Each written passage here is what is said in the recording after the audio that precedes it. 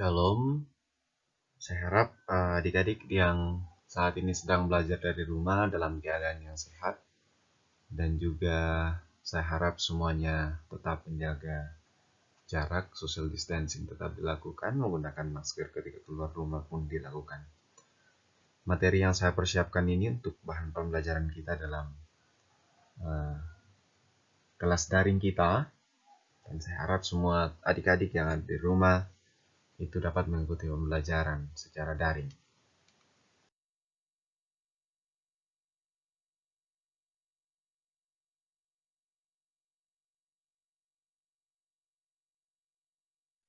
Kita akan memulai pelajaran kita di bab yang pertama tentang bertumbuh dan semakin berhikmat.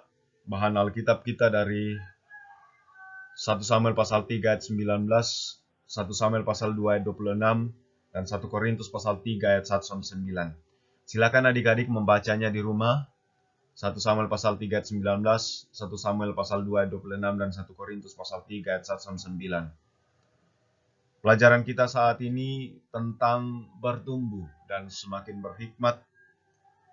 Kalau saat ini adik-adik sudah ada di tahap remaja, di kelas 10 malahan, itu sangat berbeda sekali dengan kehidupan di masa remaja di kelas 7 sampai dengan kelas 9. Ada berbagai perubahan besar yang terjadi di dalam pertumbuhan adik-adik, baik itu secara fisik maupun juga secara psikologis. Namun sebelumnya kita akan mendengar tentang kompetensi dasar dalam pembelajaran kita saat ini. Dalam pembelajaran kita ini, kompetensi dasar 1, kita ada di kompetensi dasar 1. KD 1.1 itu mensyukuri karunia Allah bagi diri kita yang terus bertumbuh menjadi pribadi yang dewasa. 2.1 mengembangkan perilaku sebagai pribadi yang terus bertumbuh menjadi dewasa. Kemudian KD 3.1 kita menganalisis ciri pribadi yang terus bertumbuh menjadi dewasa. Dan KD 4.1 kita membuat sebuah karya yang berkaitan dengan ciri-ciri pribadi yang terus bertumbuh menjadi dewasa.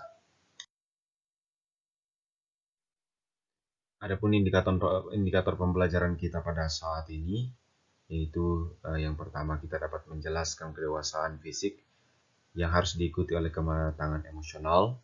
Yang kedua, kita membandingkan perilaku remaja yang tidak dewasa dengan yang bertumbuh menjadi dewasa. Yang ketiga, kita menyebutkan minimal 3 contoh atau 3 hal yang menunjukkan kematangan emosi diri kita sendiri, serta sikap yang menunjukkan kedewasaan dan tanggung jawab. Di bagian yang keempat, kita akan melakukan sejumlah kegiatan yang terukur dengan memperhatikan nilai-nilai kasih dan juga nilai-nilai keadilan.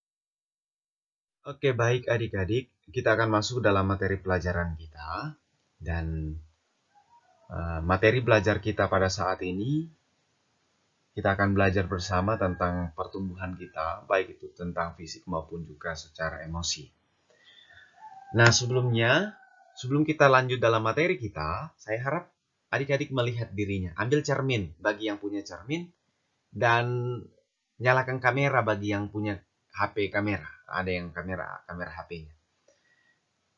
Coba kalian melihat diri kalian, mulai bercermin, lihat mukanya.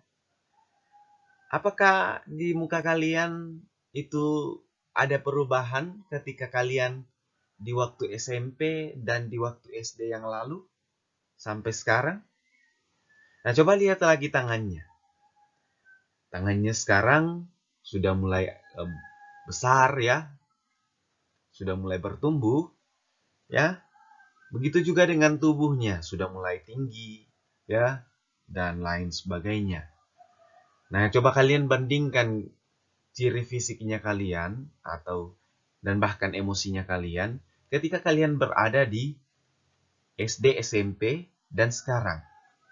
Mungkin waktu SD, SMP, kalau secara emosi, ada sesuatu itu cepat sekali menangis, cepat sekali pesu dan lain sebagainya ya, Efesus. Dan kalau sekarang, mungkin sudah ada perubahan, sudah ada yang mulai tidak Efesus, sudah mulai ada yang mengontrol emosinya. Begitu juga dengan fisik ya. Mungkin waktu masih SD, Ya bolokan bangpa, SMP pun mungkin masih bolokan, ya. Tetapi ya saat ini sudah mulai rajin mandi dan lain sebagainya. Jadi ada perubahan pada dirinya ya. Oke. Nah, karenanya coba kalian tuliskan di dalam kolom tugas di ruang guru. Tuliskan kapan sih hari ulang tahun kalian yang begitu mengesankan. Kalian tuliskan bagaimana ciri-ciri pertumbuhan fisik yang kalian alami di SMP. Adakah perubahan fisik yang kalian alami di sana? Dan bagaimana keadaan fisik kalian sekarang? Apakah ada perubahan atau tidak? Selain itu, kalian juga tuliskan di sana, di ruang guru, ciri-ciri perubahan fisik dan psikologi yang kalian alami di usia SMP dan keadaan yang kalian alami sekarang. Jadi secara fisik dan juga emosinya kalian, ya.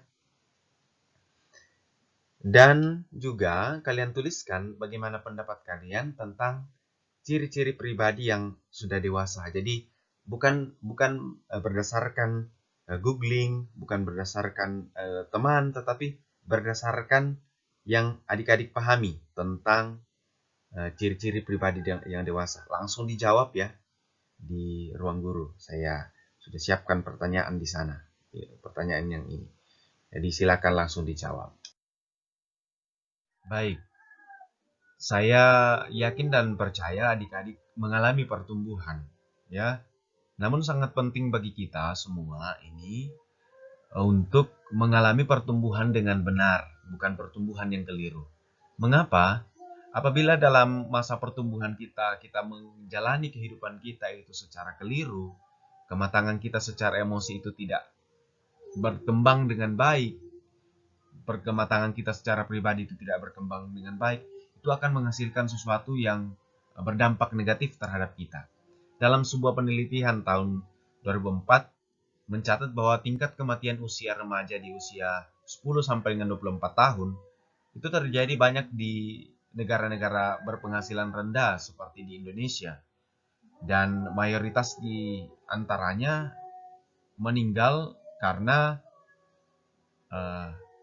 kehidupan emosional yang tidak terkontrol dengan baik. Data yang saya lihat bahwa ada 11% kematian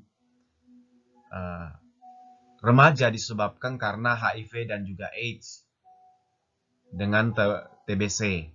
Sebanyak 14% juga remaja laki-laki dan juga 5% remaja perempuan itu meninggal karena kecelakaan lalu lintas. Sementara itu ada juga yang terjadi karena kekerasan, di mana ada 12% laki-laki setiap tahunnya itu mengalami kematian karena kekerasan, baik itu tawuran dan lain sebagainya, itu kekerasan. Kemudian 6% itu akibat dari bunuh diri. Jadi angka kematian yang tinggi di kalangan remaja ini disebabkan oleh perilaku yang mereka lakukan berisiko tinggi, seperti perilaku yang menyebabkan luka, baik itu yang dilakukan dengan sengaja maupun tidak disengaja, ya, penggunaan tembakau, penggunaan minuman keras, obat-obat terlarang, hubungan seks di luar nikah, dan lain sebagainya. Dan banyak masalah yang dihadapi oleh remaja ketika mereka mengalami pertumbuhan perubahan secara fisik dan kejiwaan itu semakin besar, dan orang-orang di sekitarnya tidak bisa memahami mereka. Nah, mereka seringkali disalah mengerti oleh orang lain. Apalagi pada usia remaja, khususnya kalian seringkali menghadapi praktik bullying, ejek-ejekan yang bisa juga disertai dengan tindakan fisik, ya, bagi yang lemah. Dan bullying telah menjadi salah satu faktor yang paling banyak menimbulkan depresi dan juga bunuh diri di berbagai negara, termasuk di Indonesia. Nah, tindakan ini tentulah mengherankan bila seringkali remaja merasa lebih nyaman kalau bisa bercerita kepada teman seusianya, daripada menghubungi guru,